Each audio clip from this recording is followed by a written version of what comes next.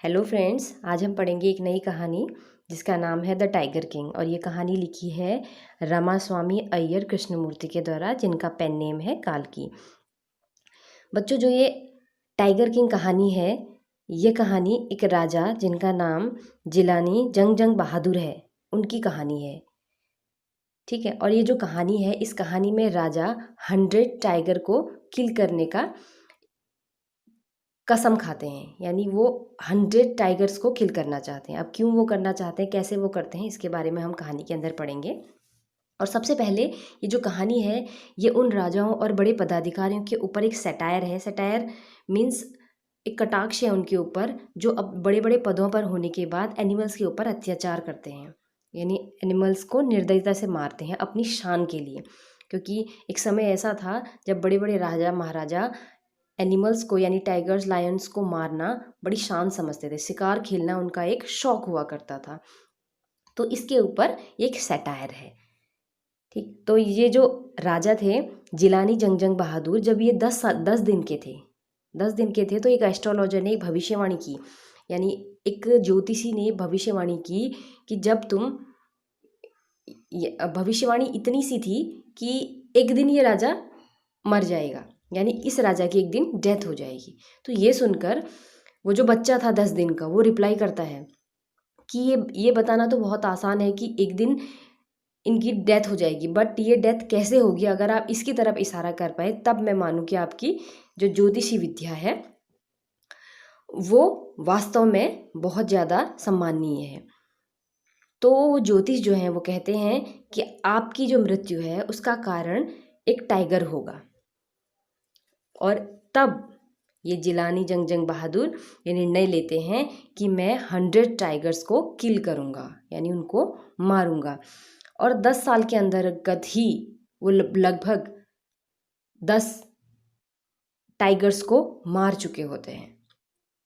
और जब वो इस बात को कहते हैं, यानी 10 दिन का एक बच्चा जब इतनी सारी बातें बोल रहा है, तो वहाँ जो दरबारी जो लोग देख रहे थे वो बड़े आश्चर्यचकित हो जाते हैं कि एक 10 दिन का बच्चा इस तरीके से रिप्लाई कर रहा है। ये बात तो इम्पॉसिबल लगती है, लेकिन ये कहानी है तो कहानी के अंदर ऐसा हो सकता है। ठीक है। अब कहानी देखो, कहानी में कहाँ से शुरू होती है। 10 डेज के राजा ने, यानी 10 दिन के उस बच्चे ने ये कसम खा ली है कि वो 100 टाइगर यानी 100 टाइगर्स को किल करेगा। तो अब जब वो बच्चा 10 साल में 10 टाइगर किल कर लेता है, और 20 ईयर्स में जब वो 20 साल का होता है, तो 70 टाइगर्स की वो यानी हत्या कर देता है, उनको मार देता है। तो ठीक उसी समय क्या होता है, वहाँ एक ब्रिटिश जो है कमिश्नर आते हैं और वो कहते हैं कि हमें तुम्हारे जंगलों में टाइगर की यानी शिकार खेलना है हमने यहाँ आके। तो राजा इस बात से बड़ा दुखी होता है, क्योंकि उस समय क्या होता था ना, जो किंग्स होते थे वो ब्रिटिश के रूल के अंडर रहते थे। तो यानी ब्रिटिशों के अगेंस्ट जाना ये भी राजा के लिए बहुत ज़्यादा परेशानी का कारण बन सकता था। और दूसरी तरफ अगर वो उनको टाइगर को किल करने की अनुमति दे दें, तो उनके लिए 100 टाइगर का जो टारगेट है मारने का, वो शायद मुश्किल हो जाए। ठीक, तो इस तरीके से अब वो इसका हल ढूंढते हैं। और उनकी जो महारानी होती है, उनके लिए वो बहुत सारी हीरे की अंगूठियां बनाकर भेजते हैं, बहुत बेशकीमती अंगूठियां बनाकर भेजते हैं। और उन अंगूठियों को की जो कीमत होती है उस समय 3 लाख रुपया होती है। तो राजा जो है इतना सारा पैसा खर्च कर देता है। अब ये देखकर वो ब्रिटिश जो है वो तो मान जाते हैं, बट राजा को थोड़ा बहुत पैसे का नुकसान होता है। अब कहानी आगे चलती है, तो यहाँ से तो वो बच जाते हैं। आगे जो है 70 यानी 70 जब टाइगर्स को वो किल कर लेते हैं, तो उनको अपना टारगेट पूरा करने के लिए अब ज़्यादा टाइगर्स की ज़रूरत है। बट अब उनके राज्य में टाइगर्स जो है फिनिश हो चुके हैं, सारे मारे जा चुके हैं। 70 अगर एक साम्राज्य के अंदर मार दिए जाएँ एक एरिया के अंदर, तो टाइगर्स ऑब्वियस है कि उनकी संख्या कम हो जाएगी। तो अब उसके लिए फिर वो एक नया रास्ता खोजते हैं। वो कहते हैं कि मैं क्या करूँगा, अब एक ऐसी राजकुमारी से शादी करूँगा जिसके राज्य में जो किसी ऐसे राज्य की राजकुमारी होगी जहाँ बहुत सारे टाइगर हैं, तो अपने मंत्रियों को आदेश देते हैं कि वो ऐसे राज्य की खोज करो जहाँ ऐसी राजकुमारी जो विवाहित करने योग्य हो और उसके राज्य में बहुत सारे टाइगर्स हों, उसकी खोजबीन करो। तो ऐसा उसके मंत्री जो है खोज के लाते हैं और राजा जो है शादी कर लेते हैं। और जहाँ वो शादी करते हैं तो अब जितनी भी बार वो अपने ससुराल जाते हैं तो 4-5 टाइगर्स हर बार वो मार के आते हैं। तो इस तरीके से वो अपने टारगेट की तरफ बढ़ते जा रहे हैं और एक दिन जो है वो 99 टाइगर जो है मार देते हैं। अब जो 100th टाइगर है, जो 100वें नंबर का टाइगर है, उसको ढूंढना बहुत मुश्किल हो जाता है, यानी वो मिलता ही नहीं राजा को। तो वो अपने मंत्रियों को आदेश देता है कि कैसे ही भी एक टाइगर जो है मेरे लिए कहीं से भी ढूंढो, क्योंकि मैं उसको मारना चाहता हूँ और मैं अपना टारगेट पूरा करना चाहता हूँ।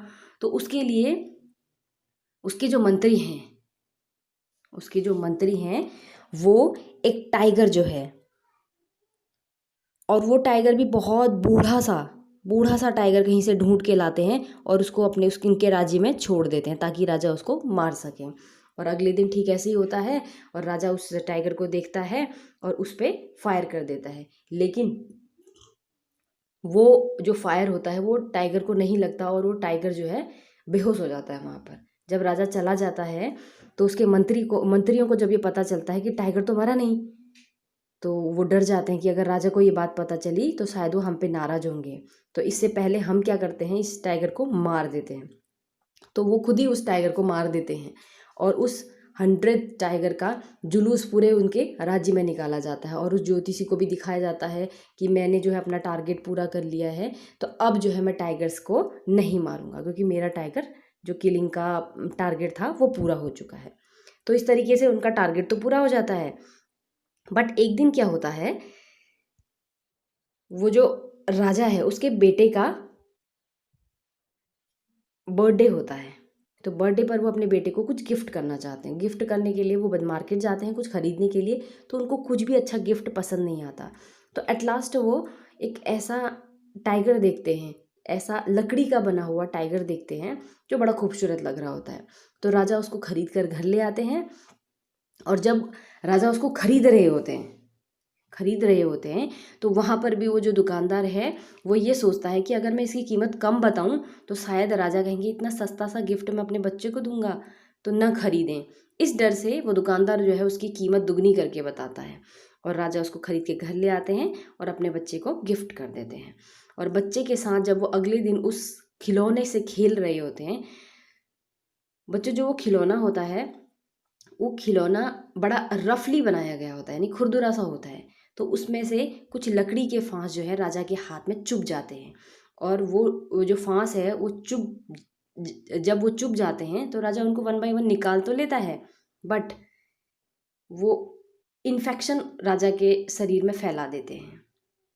तो अगले दिन वो इन्फेक्शन जो है राजा के पूरे शरीर में फैल जाता है, यानी वो इन्फेक्शन रुकने का नाम नहीं ले रहा होता है। तो फिर फिजिशियंस को बुलाया जाता है, डॉक्टर्स को बुलाया जाता है राजा का ऑपरेशन करने के लिए।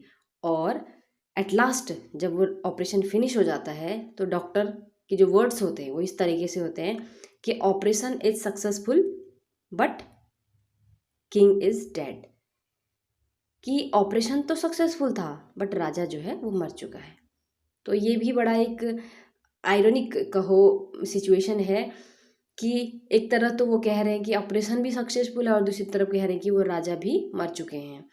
तो इस तरीके की ये कहानी थी और यहाँ पर ये कहानी फिनिश हो जाती है। बच्चों, अगर आपको ये मेरी कहानी सुनाना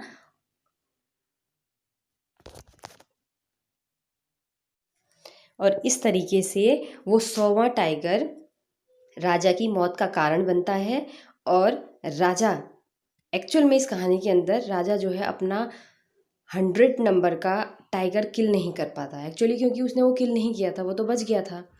और कहानी के अकॉर्डिंग जो लकड़ी का टाइगर था उसी ने राजा की हत्या कर दी, यानी वही उसके मौत का रीज़न बन गया, कारण बन गया।